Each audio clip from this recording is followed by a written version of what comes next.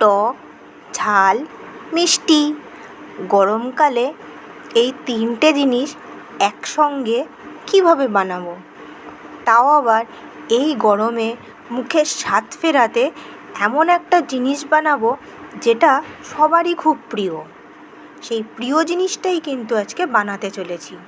কিন্তু জিনিসটা কী সেটা কি কেউ বলতে পারবে? ঠিক আছে, আমি বলে দিচ্ছি। এইটা হলো মিষ্টি আমের আচার। আজকে বানাবো মিষ্টি আমের আচার। সেই জন্য নিয়ে নিয়েছি কাঁচা পাকা আম। ভালো করে ধুয়ে নিচ্ছি জলে। তারপর এর খোসাগুলো আলাদা করে ছাড়িয়ে নেব। জলটা ফেলে দেবো। ফেলে দিয়ে ভালো করে আমটা মুছে নিয়ে খোসা ছাড়িয়ে নেব। এদিকে প্রেশার কুকার নিয়ে নিয়েছি। কড়াও নিতে পারো তোমরা, আমি প্রেশার কুকার নিয়েছি। জল দিয়ে দিয়েছি পরিমাণ মতো, একটু নুন দিয়ে দিলাম। এরপর কেটে রাখা আমগুলো, আগেই বলেছি খোসা ছাড়িয়ে নিয়েছি, কাঁচা এবং পাকা, যে কারণে হলুদ এবং সাদা। প্রেশার কুকারে দিয়ে দিচ্ছি একটার পর একটা। দিয়ে প্রেশার কুকার বন্ধ করে সিটি দেব। জাস্ট একটা সিটিতেই কিন্তু হয়ে যাবে। গ্যাসটাও কম পুড়বে আর আমার কাজটাও হয়ে যাবে। সেই জন্য আমি নিয়েছি প্রেশার কুকার। এবার প্রেশার কুকারটা বন্ধ করে দেব। অন্যদিকে একটা শুকনো লঙ্কা, জিরে, মৌরি আর ধনের গুঁড়ো ছিল, তাই গুঁড়োটা দিয়ে দিয়েছি। পাঁচফোড়নও দেওয়া যায়, আমি পাঁচফোড়নটা দিয়ে ইউজ করিনি। তো এটাকে ভালো করে একটু ভেজে নেব। কালো জিরে যেহেতু আছে, আমি কালো জিরে দিইনি। কালো জিরে পাঁচফোড়ন দিলে আরও ভালো হয়। তো যাই হোক, আমি এইভাবে কাজটা করেছি। ভালো করে ভেজে নিয়ে এটা পিষে নেব। আমি চাকি বেলুনিতেই পিষে নিচ্ছি। পেষার পর এই রকম দেখতে হয়েছে। এইবার এর মধ্যে আমি অনেক কিছু মেশাবো। তার আগে কড়ার মধ্যে তেল গরম করতে দিলাম, সর্ষের তেলের যেন গন্ধ না থেকে যায়।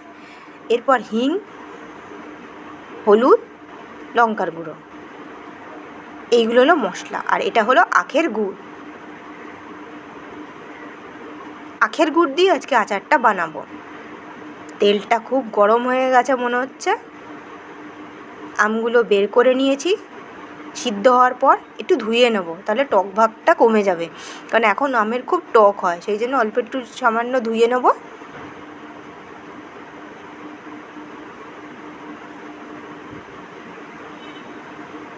ভালো করে ধুয়ে নিলাম। তেলটা ভালো গরম হয়ে গেছে। এর মধ্যে একটু জিরে দিয়ে দিলাম, পাঁচফোড়নও দেওয়া যায়। তারপর আমগুলো দিয়ে দিলাম। জাস্ট একটুখানি 1 মিনিট 2 মিনিটের মতো একটুখানি নাড়িয়ে চাড়িয়ে নেব। তারপর এর মধ্যে যে গুঁড়ো মশলাটা বানানো আছে সেটার মধ্যে দিয়ে দেওয়া হলো। দিয়ে আবার একটুখানি মোটামুটি 2-3 মিনিট ভালো করে নাড়িয়ে নেব। খুব কম সময়ের মধ্যেই কিন্তু আচারটা বানানো হয়ে যাবে। একটু নাড়িয়ে চাড়িয়ে নেব।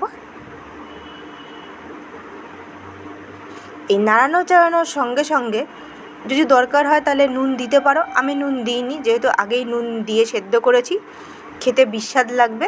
তো সেই জন্য আমি আর নুন দিইনি। এরপরে এর মধ্যে আখের গুড় আর অল্প 2 থেকে 3 চামচ চিনি দিয়েছি। দুটো একসঙ্গে দিয়ে কড়াটা গরম আছে আর গুড়টা আস্তে আস্তে দেখো গলতে থাকছে। এরকমভাবে গলতে থাকবে। দিয়ে আস্তে আস্তে কালারটা পুরো চকলেট কালার হয়ে যাবে। অসাধারণ লাগে এই খেতে, চাটনি খেতে। চাটনি না, এটা আচার। এবার কি হয়, এটাকে তুমি রুটি বা ভাতের সঙ্গে বা লুচির সঙ্গে, পরোটার সঙ্গে, যেভাবেও খাওয়া যায়। আর গরমকাল তো টক খাওয়াটা খুবই ভালো। আর বাড়িতে থাকা জিনিস দিয়ে আমের আচার, এটা একটা কাচের কন্টেনারে রেখে দিতে হবে। আগে এটাকে ঠান্ডা করতে হবে। ঠান্ডা করে মোটামুটি যা আচার, এগুলো 1 সপ্তাহ চলে না। আমি বলছি অবশ্য যে কাচের কন্টেনারে রেখে দেবো, কিন্তু বলতে গেলে এটা কিন্তু 1 সপ্তাহ চলে না। কারণ এটার চাহিদা এত। মিষ্টি আমের আচার মানেই মানে কি বলবো, চাহিদা অসাধারণ। অসাধারণ খেতে, তেমনি অসাধারণ চাহিদা। হয়তো 2-3 দিনের মধ্যেই আমের আচার শেষ, যেটুকু বানিয়েছি সেইটুকুই শেষ। তো বন্ধুরা তোমরা এরকমভাবে বানিয়ে ফেলতে পারো, খুব কম সময়ের মধ্যে এরকম রেসিপি বানানো যায়।